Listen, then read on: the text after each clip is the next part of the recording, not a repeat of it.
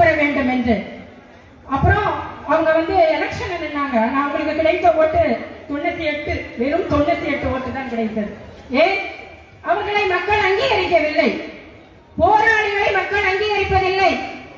பெண் போராளிகள் ரொம்ப குறைவுதான், அங்கங்க எங்கேயோ இருப்பாங்க. அரசியல் கட்சிகளில், விடுதலை சிறுத்தைகள் போன்ற கட்சிகள் அது ரொம்பவே அதிகம். ஆனால் அவர்களுக்கான அதிகாரமும் அங்கீகாரமும் இருக்கிறதா என்றால் அது இல்லை இந்த சமூகத்தில். அதனால்தான் இன்னைக்கு மணிப்பூர்ல 20% பெண்கள் இருந்தாங்கன்னா இன்னும் கொஞ்சம் அது அந்த போராட்டம் தீவிரமடைந்திருக்கும். இப்படியாக தொடர்ந்து